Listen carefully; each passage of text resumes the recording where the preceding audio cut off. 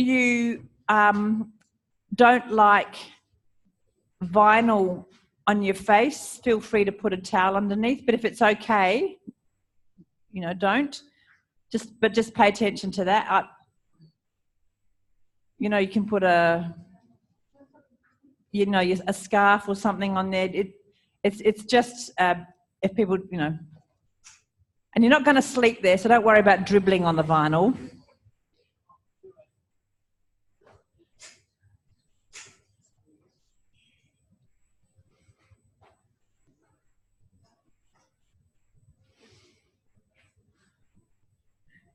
That's it. Just waiting for...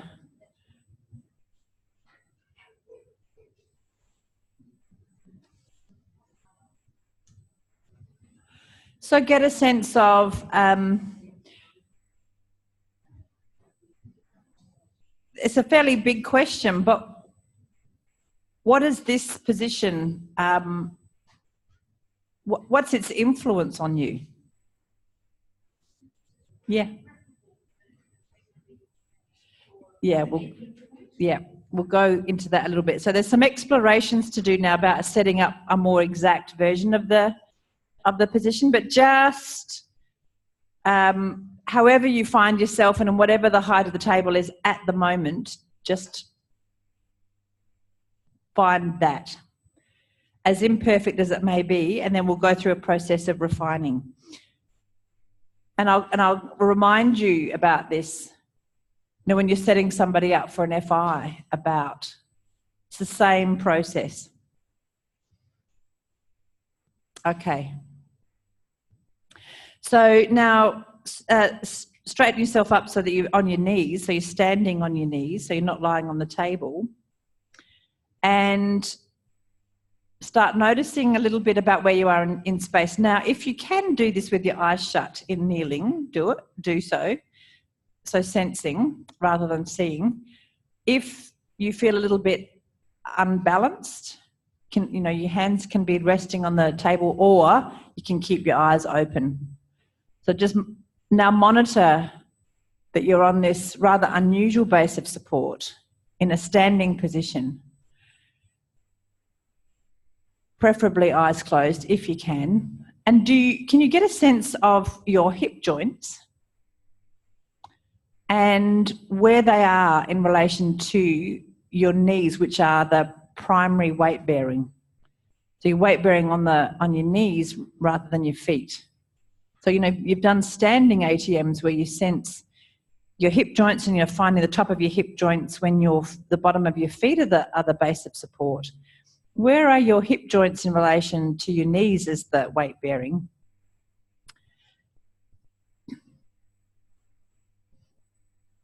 So are they over your knees? Are they a little bit in front? Are they a little bit behind your knees? You know, in terms of a vertical orientation. And how are you on each knee? So compare left and right. The amount of weight on the left knee versus the amount of weight on the right knee. And it's similar, isn't it, to standing, but it is also profoundly different. So how do you explore weight bearing with such a different weight-bearing set of structures? And how have you chosen to have your feet? So where are you? So there's a tiny bit of weight being borne on your feet. Is it on the top of the foot itself, or is it more on the top of the toes? This depends what happens under your knees. Or is it the front of your ankles for people who've got very pointy feet that, you know, point or whatever? So just like any other body scan, where are you contacting the floor along the front of your shin and the top of your foot and or toes? And is it the same on each foot? So let's say you've got a lot of weight, a lot of contact on the right big toe. And on the left foot, the weight is more sort of the middle, on the front of the top of the middle toes or something like that. Where is the weight? Where is the contact on the feet? And is it the same left and right? And what's it like doing a body scan in this position? Now, being on your knees is confronting or challenging for some people. So please, with these lessons, when you need to get off your knees, get off your knees. So for some people, it's no big deal. For some people, this is, I remember teaching this years ago in a training program, and a couple of people came up to me afterwards and said they're scared of weight bearing on their knees. Because it stirs them up, or they're frightened of being stirred up, or this, that, and the other. So that's actually really common. It's actually very, very common. Some of you are used to it. Catholic knees, that's what we used to call degenerative knee conditions when I was a physio student. Call them Catholic knees. Isn't that terrible? Anyway, don't make jokes about Catholics. Sorry, Catholics in the room. I'm not making jokes about you or your knees. Okay. All right. Now just move your pelvis. If you're still okay on your knees, move your pelvis a little bit left, a little bit right now. So you have your suppositions about where you were in terms of being over your knees. So now test it through action. Move your pelvis a little bit to the left, a little bit to the right, and notice how that weight shift translates into a change in pressure from the floor on the knee, on one knee versus the other.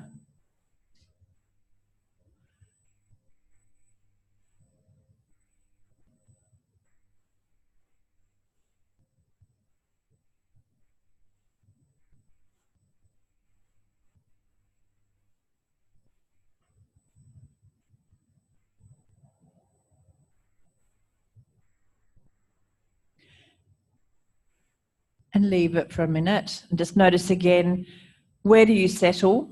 So from moving left and right and feeling that weight shift, slow weight shift, and that kind of pouring of the weight in more into one leg and then pouring it back into the other leg.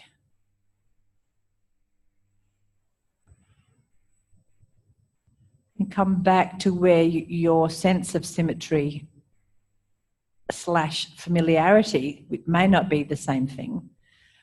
And then in this position in the middle, now take your pelvis a little bit forwards, as if you're going to put the front part of your pelvis, so the ISs, to touch the table. Now, depending on how far away from the table you are or not, that may be a possibility to touch the table or not. And then take the pelvis away from the table. And again, so you're passing through the known spot. So now you're purposefully taking your pelvis a little bit, your hip joints a little bit in front of your knees, and then purposefully taking your hip joints a little bit behind your knees. So if you are touching the table, then you get is it that one side of your pelvis touches more? Like, do you bring both sides forward the same amount with the same timing? Or do you have one side of your pelvis that leads a little bit?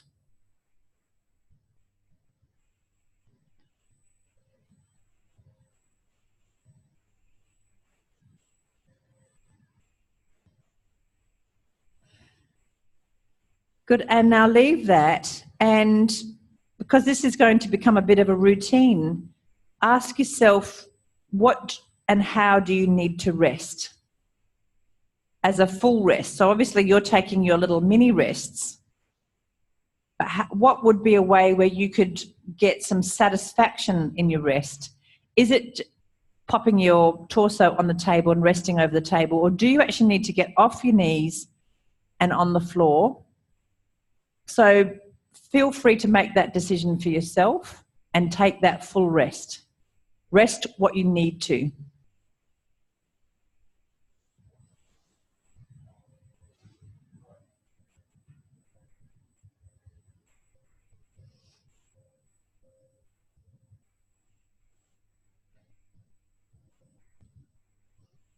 And in whatever position you're in,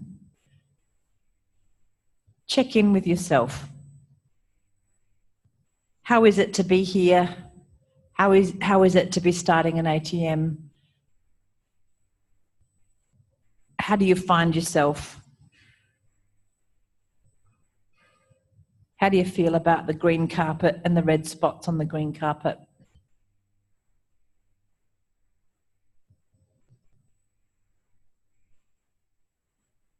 How's your breathing?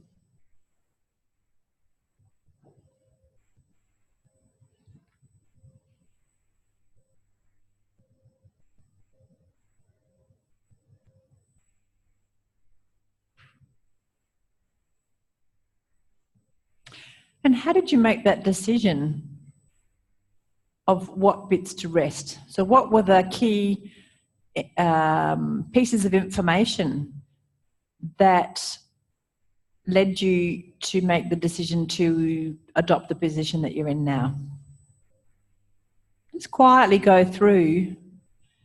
So some it might be quite a clamorous piece of information that, you know, your knees were feeling too much pressure and you had to get off them. Others, it might be that, you know, there was something happening in your hamstrings, that you needed to lengthen your hamstrings out and stretch out your legs. Others, those factors didn't come into play at all, and they're just resting because I told you to, and it's just easy to slump on the table. So it was ease rather than comfort or pain, or actually it didn't matter. You just had to choose something because there wasn't anything particularly loaded about making the decision, so it didn't really matter. Or was it habit? Like, I always rest on my back and that's a good place, and I actually want to really check in how I am, so I want to rest on my back symmetrically because I have a question in mind. So there's a whole nother driver.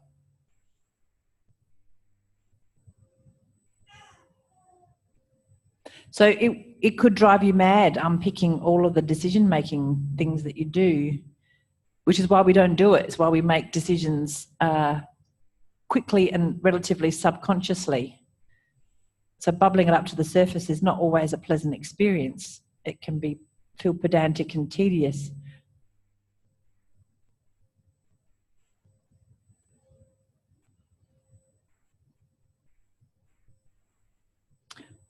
Okay, good. Come back and stand on your knees somewhere near the table, and you're still standing upright. So you're on your knees but not lying on the table. And if you need to rest your hands on the table because we're now doing more movement, that is fine. And remember that if your hand's on the table, it's another thing that you can pay attention to that gives you clues about where you are in space. And if you don't have your hands on the table, that's equally fine, and you will pay attention to different information. So again, if possible, with your eyes closed, sense where your sitting bones are. And if you need to just remind yourself with your hands where your sit bones are, that's perfectly fine. And we'll be finding them on each other again as part of the FI, so it's not going to be a sudden surprise for you.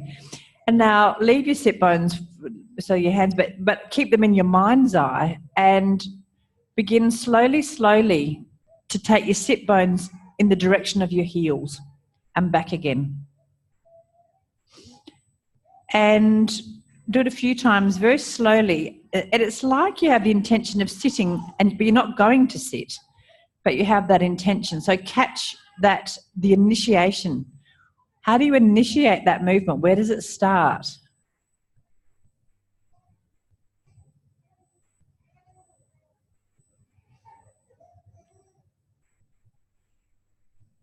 And if you were going to create a little landing place for your bottom, how would you rearrange your heels? You don't have to do it, but just what would it be like? Like, could you imagine what you would land on? And are your feet in a position where they could be landed on?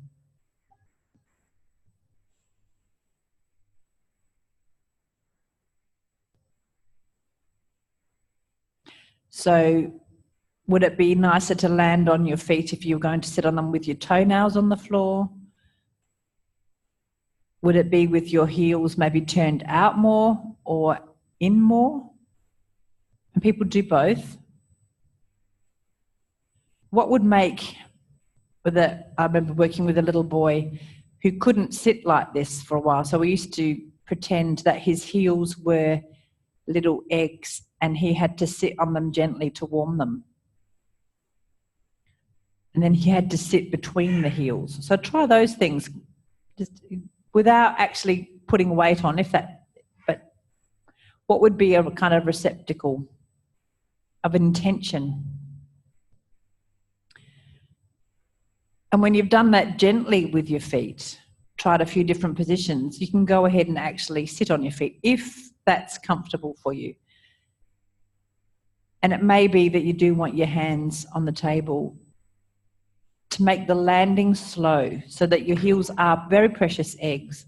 You're not going to plop on them.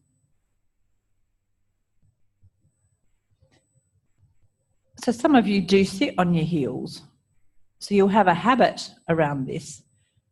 Now's your opportunity to make a different decision other than your habit. And maybe your habit is the best decision. You know, on mature reflection, maybe you have always been sitting on your heels in a way that is comfortable, sustainable, but just try different ways.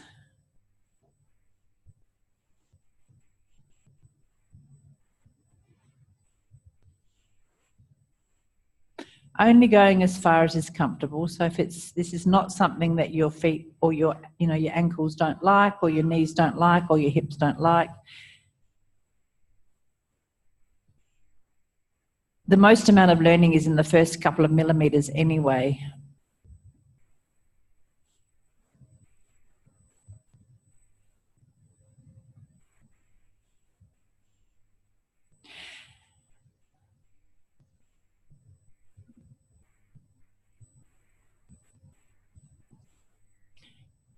Now begin to broaden your attention to what changes in the shape of your spine as you go down to sitting.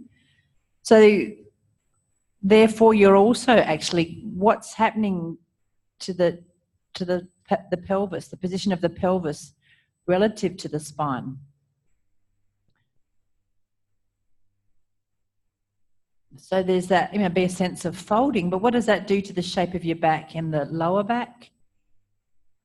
In the thoracic spine, in the neck? Where do your eyes go?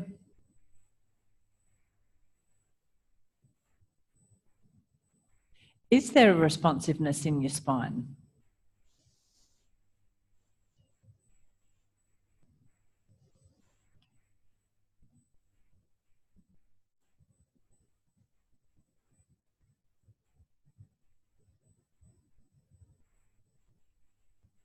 What's happening in your belly? What's happening in your breath? As you go down and as you come back up again, notice, is there a tendency to drop or is there a tendency to tighten? Is it unaffected?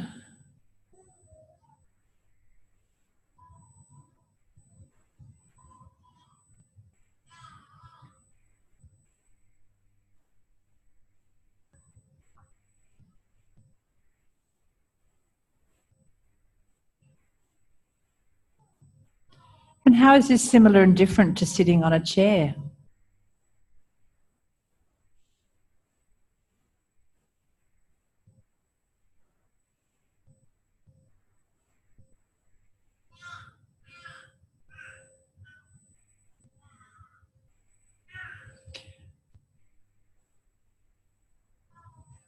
Okay, leave that, and everybody find a place where you can lie on your stomach on the floor or on the table. If you lie on the table, you might have to negotiate, like the whole, but lie flat, stretched out. Yeah, and if you're the first one in, you get the whole table to yourself. Good on you, Philippa. So that your legs are out straight. So you're off your knees. So I've taken the decision making away from you. You don't get to choose. You're all resting on your tummy. You could snaffle the table. Yeah.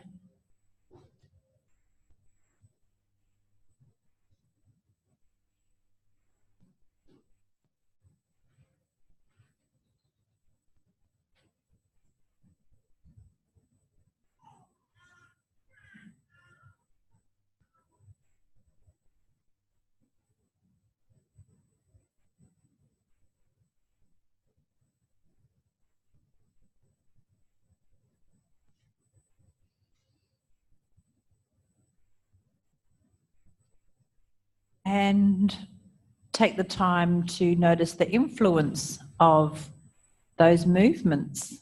So your feet is, you've still got the weight on the tops of your feet, but now you're not on your knees.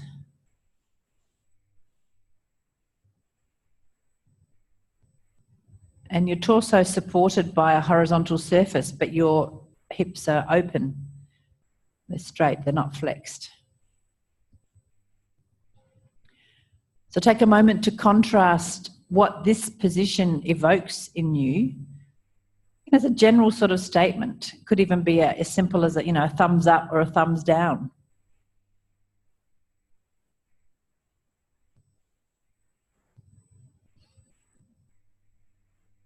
And then particularly take notice of your breathing and the shape of your spine as you're breathing.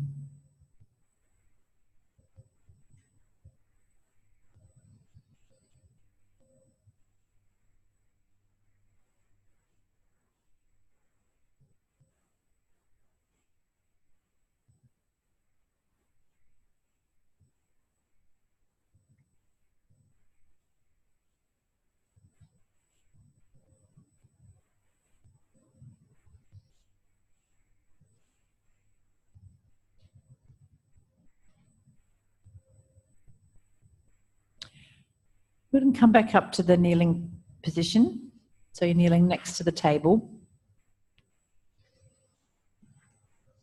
This is gym class.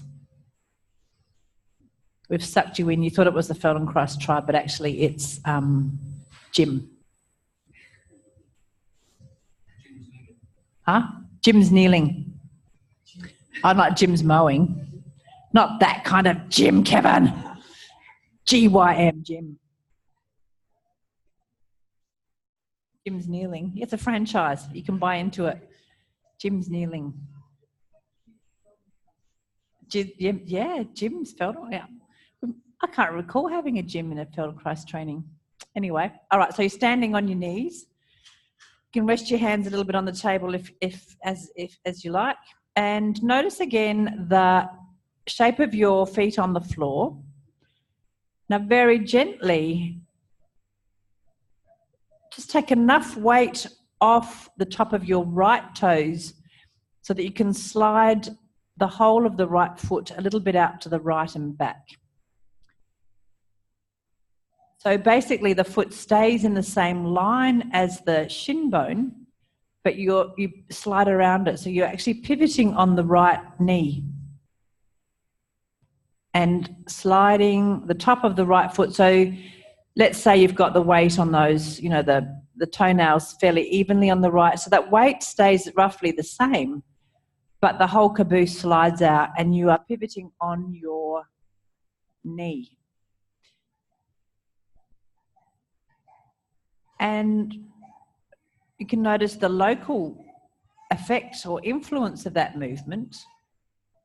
And then in lovely Feldenkrais fashion, spread your attention to the requirement of that movement actually is in the hip joint.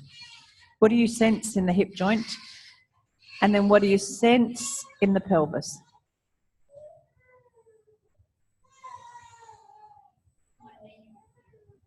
Sorry? It's your knee crying. Yeah, real tears, crocodile tears. And what is the influence as you continue to turn your right leg like that into not only the pelvis, but into the spine? What's happening in the sit bone and the greater trochanter, if we're going to be anatomical? Then what's happening, what does that mean for the pelvis? What does that mean for the lumbar spine? What does it mean for the chest?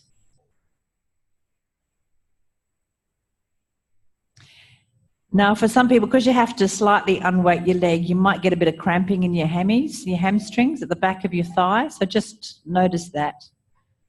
If you need to stop and rest, do. Then leave it with the right leg and continue to do it with the left leg.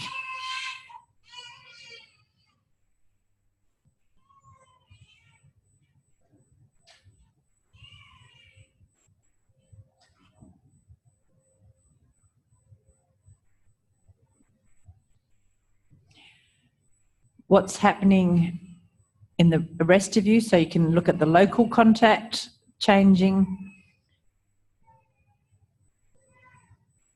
the ankle, the bones of the foot.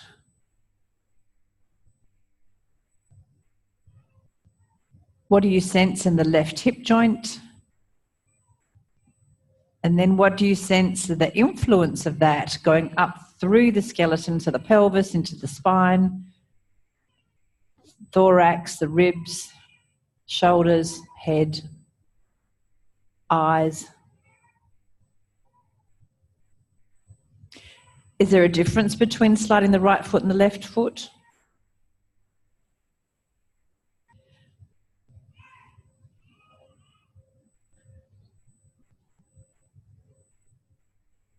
Could you do one leg or the other and it not have any influence on the pelvis?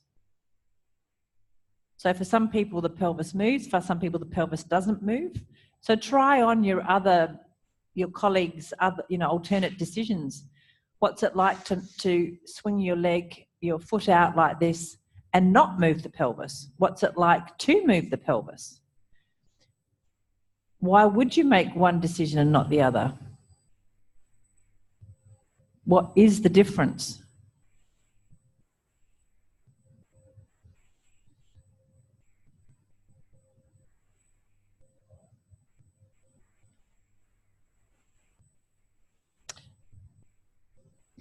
Leave that. Now, slowly start to sit back a little bit. Just do that a few times as a reminder of that process and what influence rotating the hips may or may not have had on that movement. And then next time you come up, when you go to sit back so that your pelvis goes in the direction to the right of both heels. So you're going to go more into like a side sit. And if you need to have your hands on the table, that's fine. And you don't have to get there all in one fell swoop. But the intention is you are contemplating sitting to the right of both heels. Where does your head go that's different? Where does your pelvis go that's same and different? And coming back up.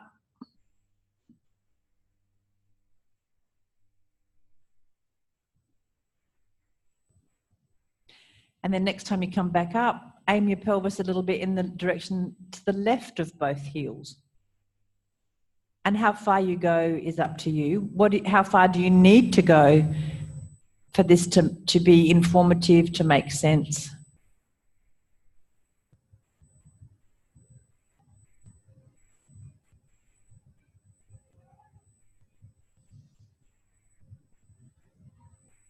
Do you have a preference?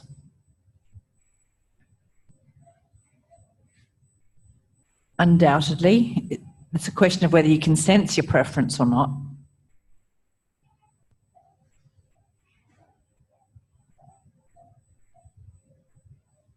Leave it and rest in the position that you need in order to rest.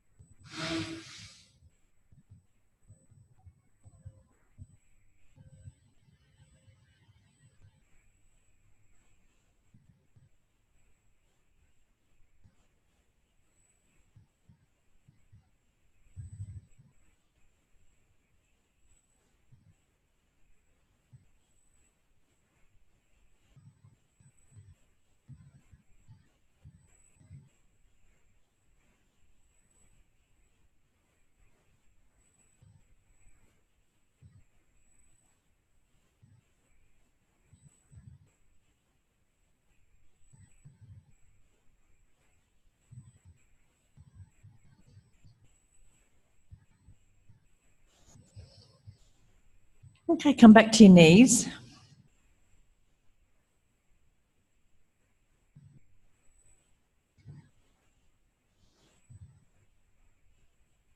I'll do a few more clarifications with your feet. I have to say most of you did these in the first instance, but for the sake of completeness, we'll just go through them systematically. So again, if you need to have your hands resting on the table, that's fine. So your feet are long and you're resting on your toenails or the top of your feet. And now in this position, bring your heels a little bit towards each other and then a little bit away from each other. Now, depending on how far your legs are apart, maybe your heels will even touch, maybe not. If you can be on the top of your toes, that's good, because we'll do the opposite later. No, not so on your toenails. So your toenails are touching the floor. Toenails are touching the floor. Toenails. The toenails are touching the floor. That's it. So your feet are long. That's it. That's it. Yeah. The top of the feet are on the floor. That's it. Okay, I'm bringing your heels towards each other and then bringing them away from each other. I'm noticing, so actually the toes stay still. And there's it might be a little movement depending on you, but you're kind of rolling over the toes, but the toes aren't sliding. The weight distribution might change, but then the toes aren't sliding through space. It's the heels are moving through space. Now, next time the heels come towards each other, go as if to sit. So the heels are closer together and you're sitting on the close heels.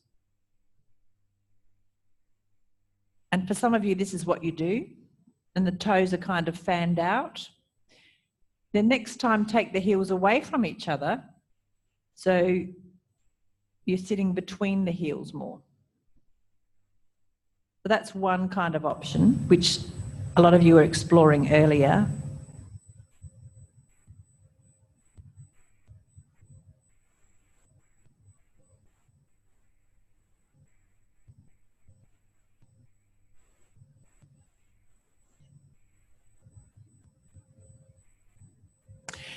That's it. Next time you come up to standing, now bring your toes up as if you're going to push off. So now you're actually weight bearing on more towards the bottom of the toes. So the floor side, the soles of the toes.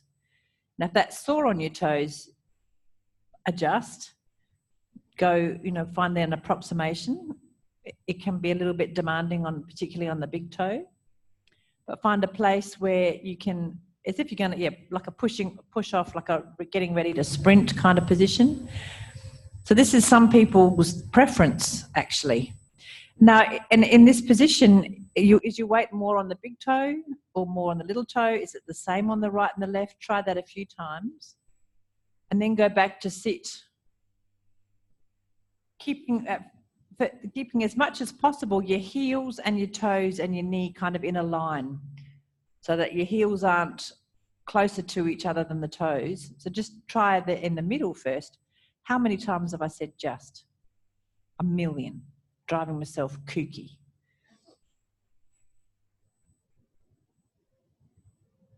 So that idea that your hips, your knees, your heels and your toes are all the same distance from each other. So they're in the line and sit like that. And if you don't have to go all the way back, obviously.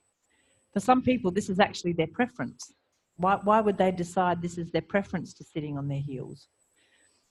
And then you can try some variations. Maybe just very gently, your heels can go a little bit away from each other so that the weight goes more onto the baby toes. And people sit like that. So that's a variation. That might feel completely weird to you. It might feel like, oh yeah, this is good. I like this. This is home. Or maybe the heels come towards each other so the weight is more on the big toes and you sit like this. This bit might feel like home, or all of it might feel like complete shite.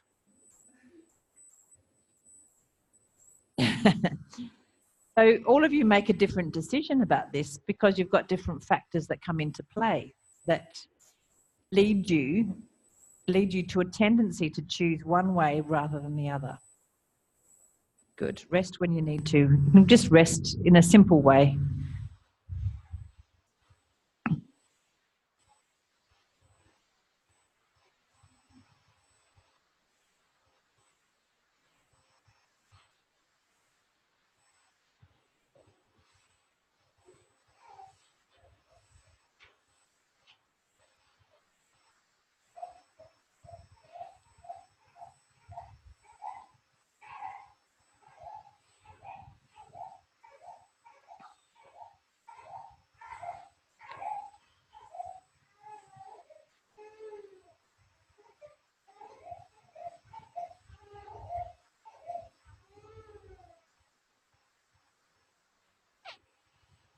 We should count how many Feldy babies we've had in this room. I remember the first set of Feldy babies. Remember Jane Searle's twins? Weren't they the first? They were early on. About 20 babies we've had in here. We are a fertile bunch. That we didn't put that in the learning objectives of the training. Come to this training and have a baby. Okay, come back onto your knees. Standing on your knees and have your feet in the push-up position or the push-off position. Actually, push-off position, not push-up position. And you can leave your left hand resting on the table in front. And if your knees have had enough, do it in your imagination. Like absolutely take care of your knees. Because remember, we're doing this ATM all week. Less and less standing on your knees, but anyway. And bring your right hand in whatever trajectory you like, as if you want to grab your right heel. Now, there are a million ways to do this and counting. So the first way is your way. And how do you do it? So does your pelvis go backwards and you fold to reach your right heel? That's one big distinction. Versus does your pelvis go forward and your back arches and you lean back? So what's the difference? Why did you choose one way and not the other? What would one way be good for? What would be a kind of distinguishing parameter between letting your hip go back or your hip going forward? And what does that mean for your head? What does it mean for your eyes? What does it mean for your chest? What does it mean for your breathing?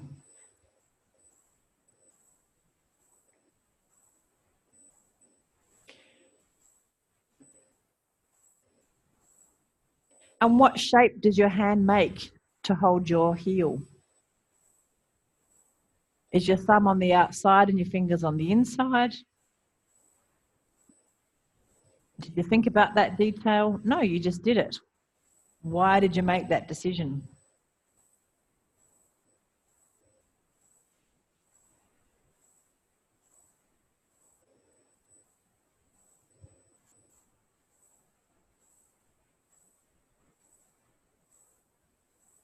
Leave that with the right arm and now do it with the left arm, the left hand reaching left heel.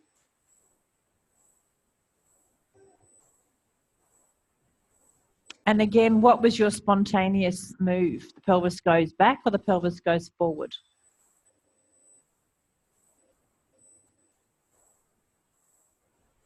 Do you want to know which is the right way? Year 3?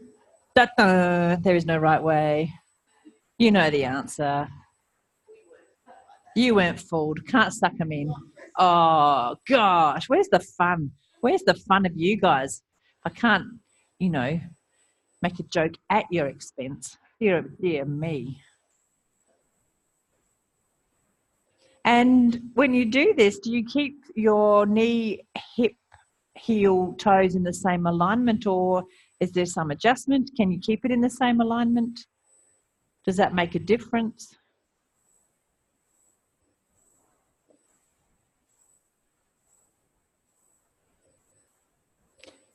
Do you prefer reaching for the right heel versus the left heel?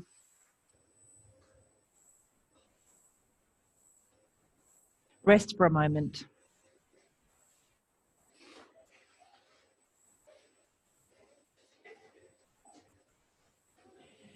And again, just check in quietly about what do you need to rest? What is the need here? What is the dominant factor that helps you decide this versus that position? Or are they all kind of equal and it doesn't really matter? You just need to get the hell off your knees. How is that decision making changing, as factors become more or less present, more or less dominant?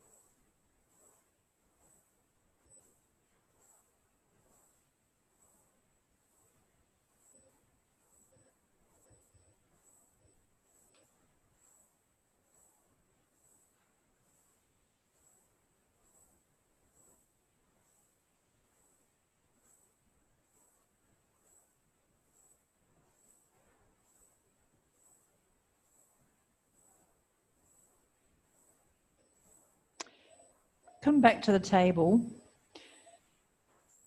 and find a way that you can now rest your torso on the table. So you're on your knees and that you can rest your torso on the table. And that part of your pelvis is also on the table. So you're up quite close. So you might need a little bit more height.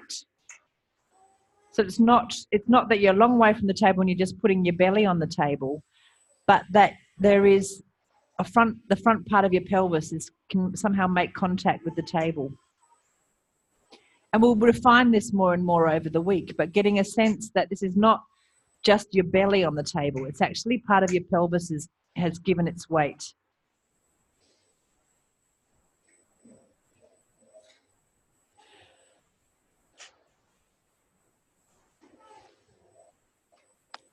And it could mean just a little bit more padding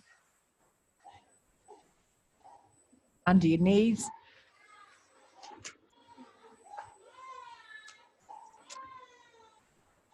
And find a way that your knees are really underneath your hip joints. So it might not work completely because some of the tables are a little bit low, especially for you guys over there. The longest limbs with the shortest table. That's funny. That's okay. Imagine that your knees are under your hip joints. Which, yeah, for you guys will mean that you won't actually have your pelvis touching too much. Jane is completely suspended in midair. You are short of limb, Jane, or long of table. You've got a lot of imagination, I'm sure. Okay. So imagine now lying on the table that your trunk can really lengthen and give up its weight in a way that you can do it completely on the floor. And how is this different to lying on your tummy on the floor, when you're fully lengthened? It doesn't have to be put into language, obviously, but what's the experience of fully resting your torso on the front with your hips now bent 90 degrees, more or less, compared to being fully straight on the ground, which you did earlier?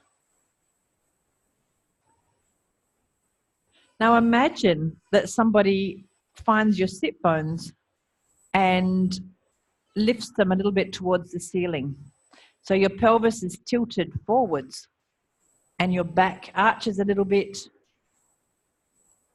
and your tummy rounds into the table a little bit. Just imagine that movement. That somebody lifts you up by the sit bones, tips your pelvis forward, the small of your back arches, and the belly goes into the table more.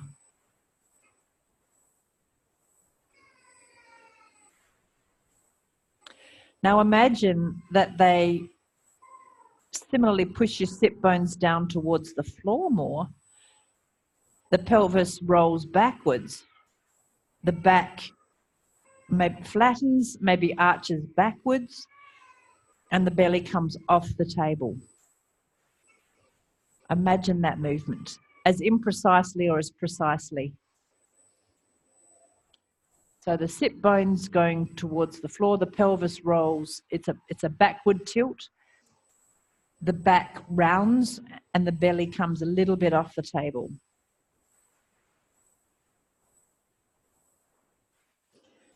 Now, however precise or imprecise that imagination is, now very gently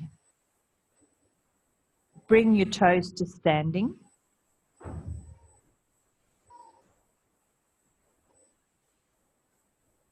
And then lengthen your feet out so that you're on your toenails, on the top of your feet. And now add in, keep doing that movement of bringing your toes to pushing off, and then your feet to lengthen. And what would make sense to add in for that imaginary person to tilt your pelvis forwards and backwards?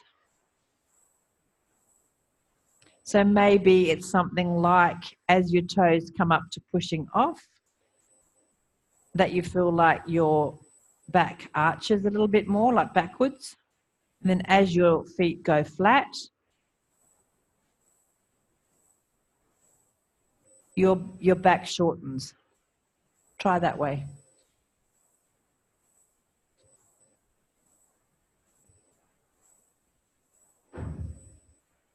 And then try the other way, so that as you come up to push off, that your back arches. And then as your toes go flat, your back rounds. What makes more sense to you?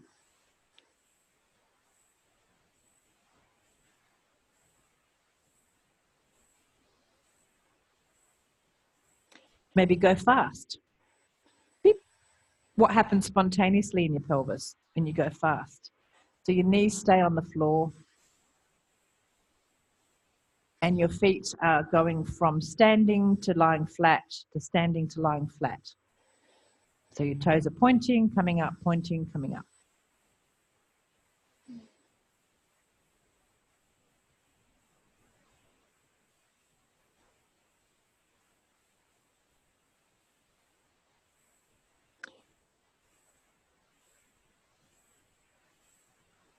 Come up to standing on your knees.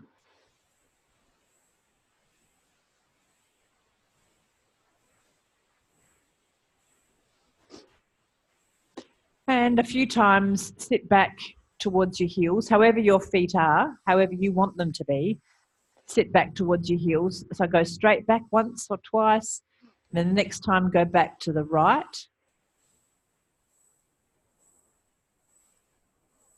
Next time go back to the left. And how is that? Next time you come up to kneeling, make your knees wider than you had them. And feel what difference that makes.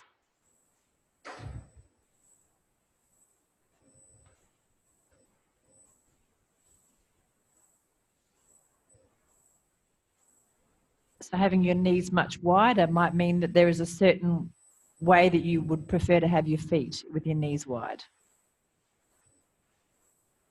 So it's more likely that your toes want to be closer together and your heels apart if your knees are wide. That would be a common decision.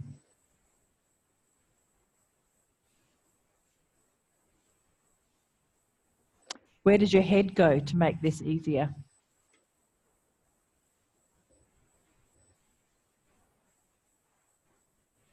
Come back onto your knees and have your knees under your hip joints again, so they're not excessively wide again.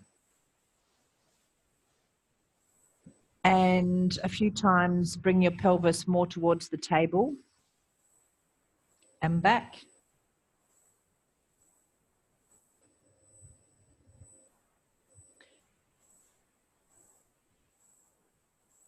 And depending on where your knees are, could you bring your pelvis forward and reach back with your arms as if you're going to touch the heels? You don't have to do it all at once.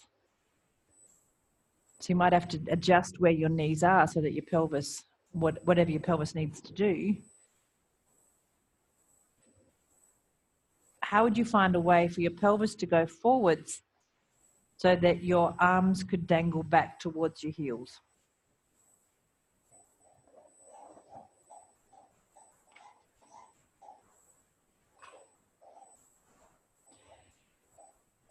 And as your arms are dangling back, could you then angle a little bit so that your dangling right arm goes more towards your right heel, and then your dangling left arm goes more towards your left heel?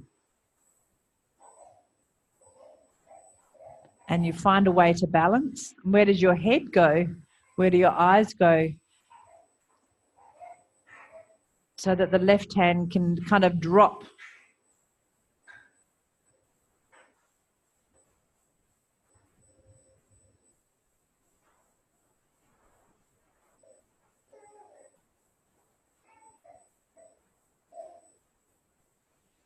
Just rest on the table for the last time. Rest your tummy on the table.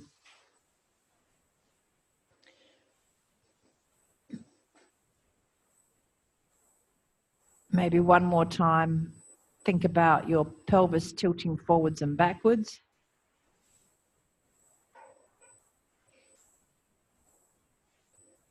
Feeling your belly going into the table and a little bit away from the table.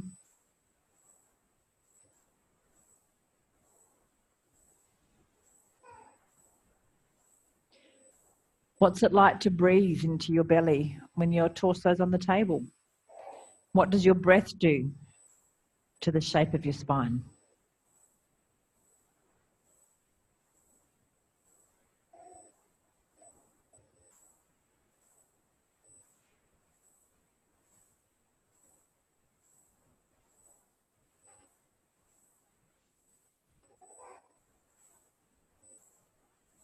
Slowly, slowly come up to standing and notice yourself in a weight-bearing position that's not on your knees. But you know you're weight-bearing through the soles of your feet. And again, if you can keep your eyes closed,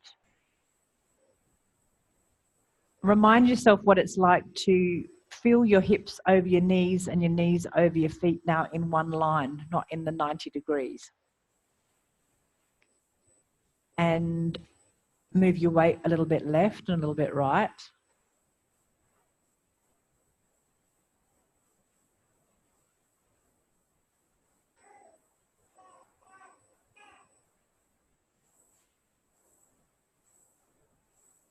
And move when you come back to the middle, move your pelvis a little bit forward, a little bit back.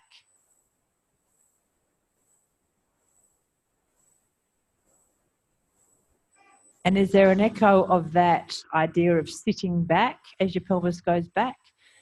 And as your pelvis goes forward, that your arms are dropping back behind you towards your heels? So there's a similarity and a difference, isn't there?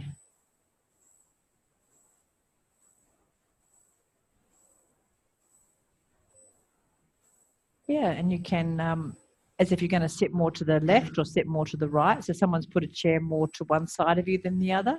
How would that feel, and where would your head go?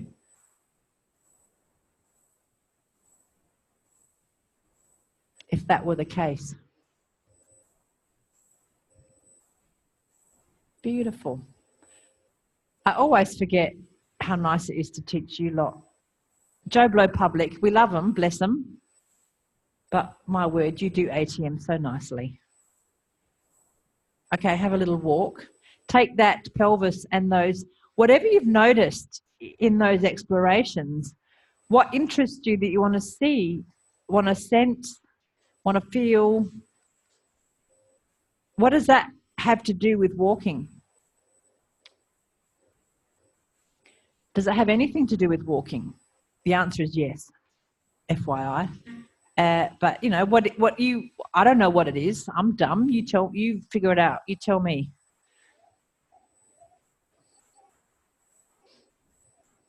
And then does that, any of those explorations have anything to do with having a cup of tea? Or going to the loo? Or having a little lie down? Or having a chat with another member of your tribe? And you can do that for another 15 minutes of systematic exploration.